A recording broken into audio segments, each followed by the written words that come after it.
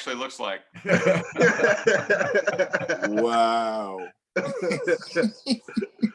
I ran out of product. Oh. Look at you, Todd. I know. I'm in quarantine. I'm trying to grow that mullet back. Now you trying to get that thing back. Right. Todd looked like he supposed to be in a rock band. You know what I mean? Wow. Well, gentlemen, as you can tell, the camaraderie is just as strong now as it was back in 1990. We hope everybody enjoyed that special presentation of Tech's win over #1 Virginia back in 1990 on the ACC Digital Network. And we welcome you to our exclusive after show here on Georgia Tech's Athletics YouTube channel. I'm your voice of the Yellow Jackets, Andy Demetra. We have convened an all-star panel of guests to reflect on that game and also take your questions. So if you have one, drop it in the comment section below us. We can't wait to relive what you just watched.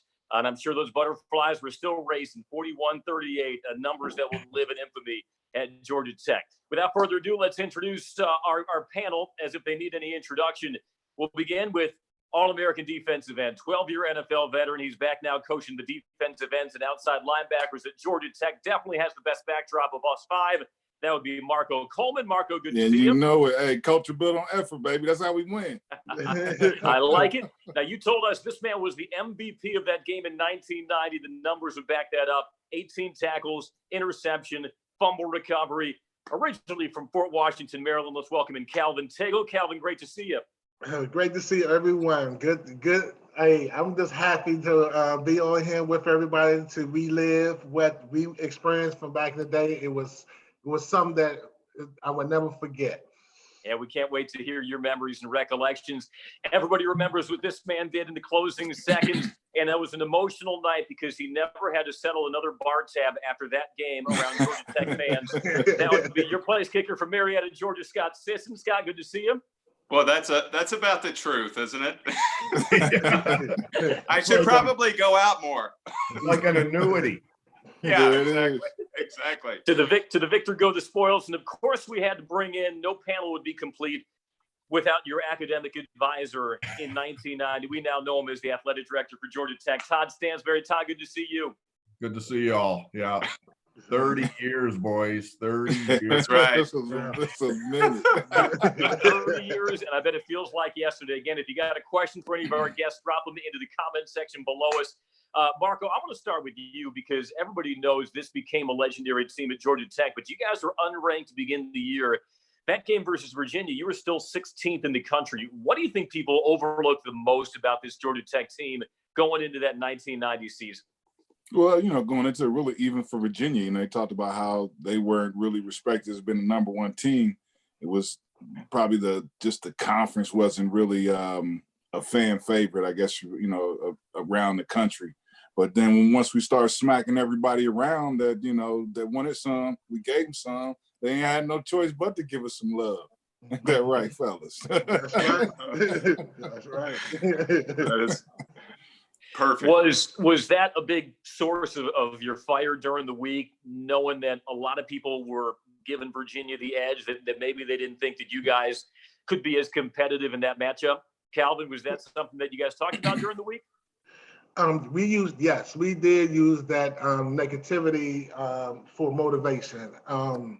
And we also held each other accountable. I mean, with the guys that I'm speaking of on the defense, when you had like Ken Swilling, Willie Clay, Kevin Battle, Jarrell, I mean, any mistakes that we made, we really was honed on each other and making each other better. So the big key to me was accountability.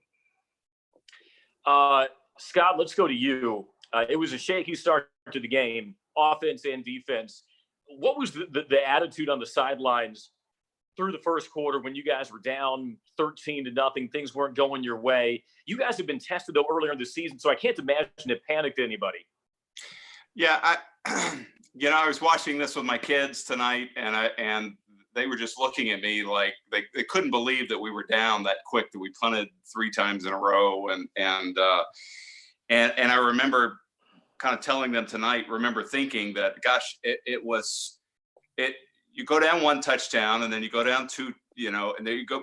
We went down to 10 points, and then I think it was another field goal. But, touchdowns that were adding up. So it kind of felt like, you know, my feeling was just, come on, guys, any second now, or, you know, and I think it was that same feeling that, you know, gosh, by the time we got to play Nebraska, it was the same feeling that, because obviously I'm in the game at a limited amount of time. So I'm trying to get a vibe of just how it feels on the sideline, what the guys look like when they're coming off the field. And, you know, I think that game was just too big to pass over too easily. Now, Scott, you told me that your kids were watching the replay with you tonight. Yes, they were. My son What'd they think?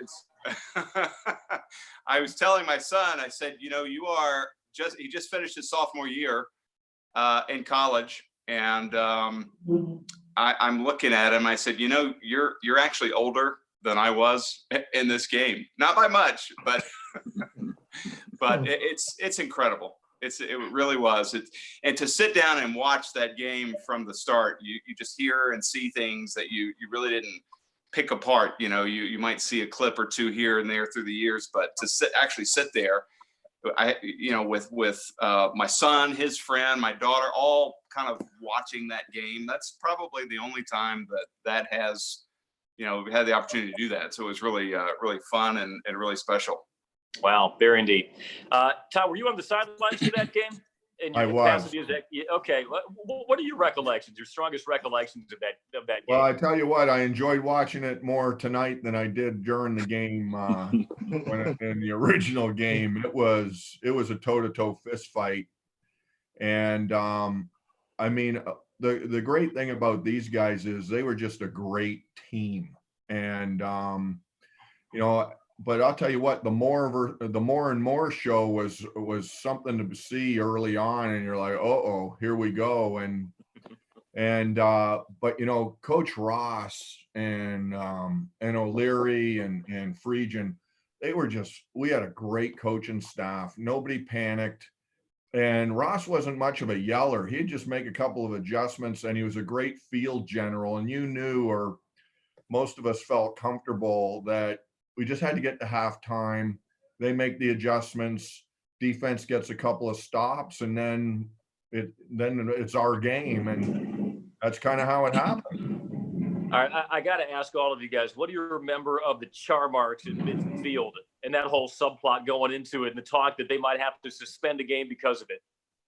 Well, I remember it because, I mean, these guys were in the, pretty much sequestered, so I don't know how much they knew what was going on, but I remember having to go over with Coach Ross over the field to kind of look at it that night and see whether it was going to be playable and all those kinds of things. And it was really a surreal, the whole thing was surreal. Playing number one, national TV, all that kind of stuff, and then somebody burns up the field. It was bizarre. Mark, you have to make a tackle on that charred portion of the field? You know, I probably did, but I really didn't even, I don't remember even being mentioned. I don't think Coach Ross even mentioned that to us. Because it wasn't until later, you know, a few years afterwards that I knew about the field. You know, I think we were just so locked in. I mean, even during the course of the game, it was enough to just trying to get to Mr. Sean Moore. All right, Marco and Calvin, this is for you guys. Virginia had 5 possessions in that first half. They scored on all of them. The turnovers were huge, obviously, in the second half, but what adjustments did the defense make at halftime to slow down Virginia? I don't think we slowed them down. Cal just came up with them big plays. And Todd, he said it, you know, so, I mean, that was a big step. I mean, when you have a coach like Bobby Ross that Todd alluded to earlier, that helps out because they didn't panic. So that made us feel, you know, to go into the game not worrying about the score, just keep playing. And in my heart, I believe that helped out tremendously because none of the coaches was yelling or nothing. They were still after halftime, was just talking to us, just really focusing on what we need to do. And it was like you didn't see out of anyone, the coaches or the players, that it was nobody panicked. You know. Calvin, everybody remembers the three big plays that you had in that second half: the interception, the fumble recovery, which was on the first series of the second half, and then that deflection on the pass intended in the end zone for Herman Moore on Virginia's last possession. Which of those three plays stands out the most in your mind to this day? I would have to say the interception, because after I made the interception, I think I ran about probably 60 yards and got walked down by a lineman. So Yeah, you look real let slow, me, bro. so the players never let me live that down. I mean, they was on me every day about that. So, that right there stuck in my head forever. Well, you had eyes for the end zone. The effort was applaudable. So, Scott, I got to ask you, did you have a premonition at all in that second half that it might come down to a field goal, just knowing how the game was unfolding? Whew. Well, yeah, I was thinking that with every warm-up kick, actually. And I think any kicker who goes through a warm-up, you get 12, 15 kicks or whatever it is in the pregame. And I remember being super critical of every kick in that warm-up. So even when we were down, I was thinking that, kind of replaying those kicks and warm-ups, thinking, okay, what was the tendency? Where was the wind? All of these things are going through your head. So yeah, absolutely. Did kicking that 32-yarder to put you guys up 38-35 help with erasing the jitters for the game winner? Well, I like to tell people that in my mind, that was a bigger kick at the time, because I had no idea, obviously, kind of where we were in terms of what would transpire in the next few minutes after that. But yeah, boy, I kind of thought once we hit that one, I thought, boy, we've got a shot here. We could pull this off. So it was magical. Do you still get butterflies watching yourself take those kicks? I do. It's you enjoy, like Todd said, you enjoy the game, but at the same time, you just, this many years, the details are kind of fuzzy, and you're just kind of watching it. And of course, it doesn't ever help when everybody in the room is saying, well, maybe you're going to miss it this time. Maybe they're going to drop the pass. Maybe we won't get that, 15 yards before the field goal or whatever it was. So, yeah, it's hard not to. And for different reasons, though, just because I think it was such a big game. And it was, it's so exciting to watch because it was such a good game from every aspect. When Virginia had the ball in the ensuing drive, they had gotten it down to the 1, and we know about those 2 procedure penalties. But defensively, guys, I can see it going one of 2 ways. You remember every vivid detail of that goal line stand, or it just becomes a blur. What are your recollections knowing the game was hanging in the balance and you were trying to protect that lead? I mean, I think Kyle, you can speak on it. We were just so unconscious, I think, when we was playing. I mean, even now, when I think back on certain situations, it was just, the short-term memory. And we went on to the next play and forgot about the next one. And without that type of mentality, I don't think we would have been able to get those stops. So it's like that one's done and on to the next. And such was the whole season as it pertains to even the games. Calvin was I remember really vividly, having a conversation in our dorm room about to go to the Clemson game. And he made a comment to me, man. He said, man, don't worry about them. We're going to play them until Saturday. This is like Wednesday or something like that. So that was the mind state, of the guys on the team is we worry about it when we get there. And when it's over, it's over. We move on to the next thing. And I think that probably was that stand really showed that mentality, I think, that we had as a defense. Yeah. By the way, Marco, I appreciate it's been 30 years, but you still haven't stopped giving Calvin a hard time, A, for not getting the pick six, and B, for dropping another interception in the first half. Well, you my man. Like I said, but if he doesn't get that interception, matter of fact, if he's not in the right spot, that first fumble, right when you come to start the second half, I mean, I think that was probably the biggest turning point of the game, not allowing them to get any momentum and us recovering that fumble. I mean, thanks to his offensive lineman's kick, but Calvin was there, man. He was always Johnny on the spot all during the whole season, coming up with plays like that. to keep us going, you know. And like I said, if you don't come up with those plays he makes, man, the game is completely different. We got to talk about that final drive. And I'm sure everybody has it's seared into their mind where they were, what they were doing when you guys marched down the field to set up the game-winning field goal. Todd, I want to start with you. Where were you? What was going through your mind when you saw that final march downfield? I was on the sideline on one knee praying. Well, you must have had confidence because it wasn't. That's pretty vivid. That's a pretty vivid memory. Calvin, Marco, what about you guys?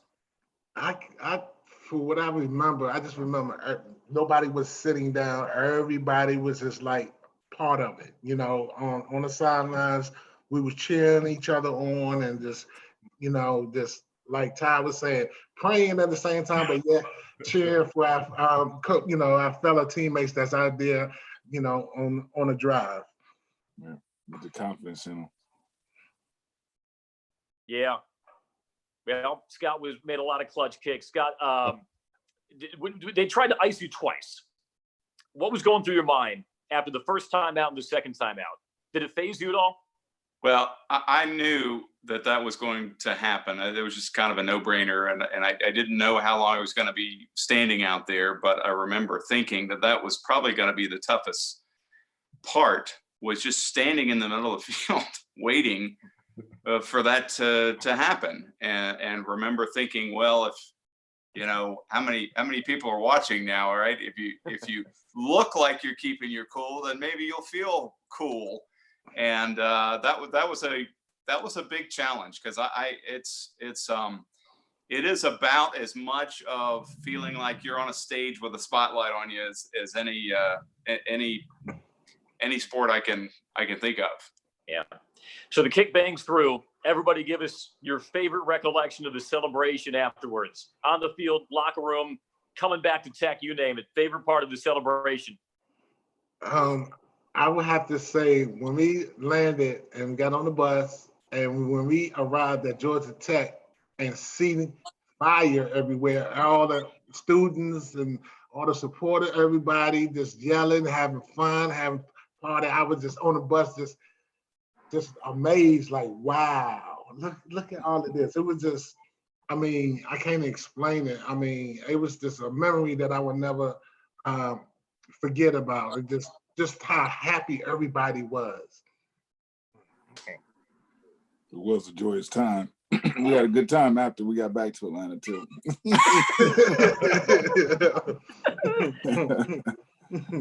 We'll leave that to everybody's imagination. Scott, you were the big man on campus. You made the big kick. What was your favorite part of the celebration afterwards? I would agree with Calvin. Pulling up there and just the disbelief and looking out into this. I just remember kind of seeing silhouettes, just all of the people that were there, all of the wall to wall, shoulder to shoulder. And I remember thinking just weird thoughts like, how are we going to get from the bus down the streets? I mean, we've never experienced anything like that. So it was just surreal. And I kind of feel like, you know, everybody was just so exhausted. You wouldn't think anybody was, you know, everything was dark. So I could just imagine that people fighting exhaustion. Mine was a little maybe different type of exhaustion. But I was the only one not falling down on that awful turf. That was the first thing my son was saying. What kind of turf are you? Was that just green concrete? What were you guys playing on? Yeah. They would have to speak to that more, but yeah, but it was just it was a special time rolling in there, and yeah, Calvin, the fire and the whole atmosphere. It's just once in a lifetime. That is one thing was going through my head, is that we'll never experience this the way we are right now. If I can remember, didn't they start shaking the bus? Yes, I hope they were doing that. We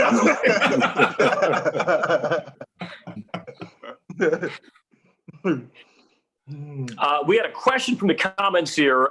Marco, this is for you. And Brad wants to know, were you able to take your coach's hat off tonight and just enjoy the replay as a fan, as a former player?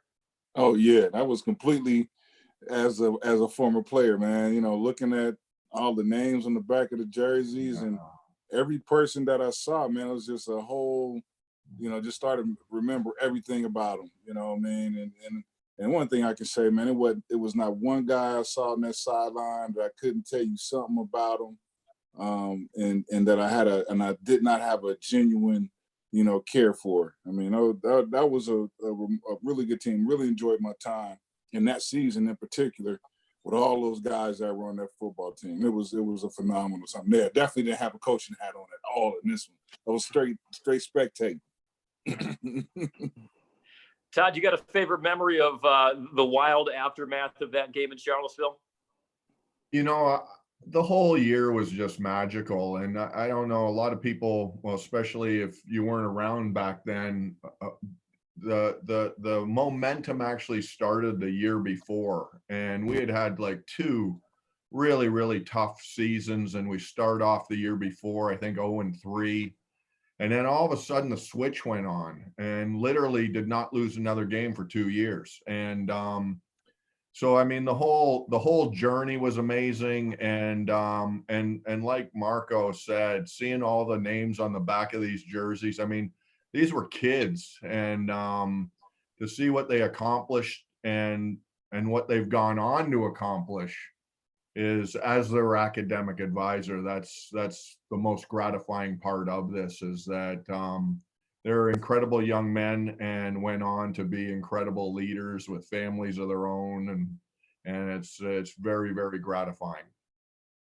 Hey, by the way, guys, can you believe that long-haired academic advisor in 1990 is now the athletic director at Georgia Tech? Hey, he earned it. He earned it messing around with us. I think he beat my hair coming out of the back of my helmet. Oh man. Well, guys, I know it was a really fun trip down memory lane tonight. Thanks so much for joining us on the after show. I got one question for Marco. Oh, please. Did he remember dishing Sean Moore like that when he was looking for a hand up and he just blew him off? That was great. I saw that. The year before, we had made relations. Had a.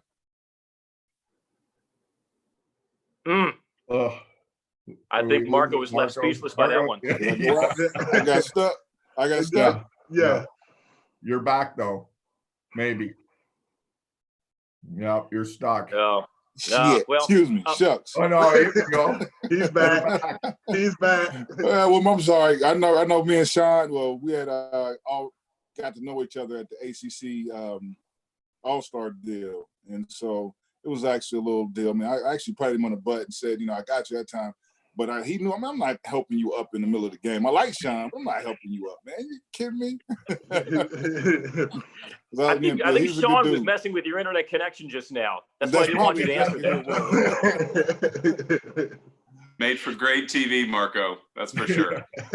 It sure did. It sure did. Well, once again, guys, this has been such a fun trip down memory lane.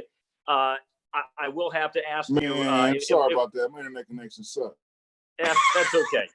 That's okay. You know, Scott, if I could, I'd ask you to take one of those guitars off the wall and play the Ramblin' Wreck from Georgia Tech to carry us out. But I don't know if that's quite in the budget or if we have the time. But for the meantime, we want to thank you guys for joining us. It was awesome to rewatch that game and then relive some of your memories with us. So on behalf of Georgia Tech fans everywhere, thanks so much for joining us tonight. And we look forward to revisiting it again soon. Thanks, guys. Hey, love you guys. Thank you. Love you too, Todd. Great seeing you guys. Good to see you guys. That was awesome. Yeah, stay safe. All right. You too.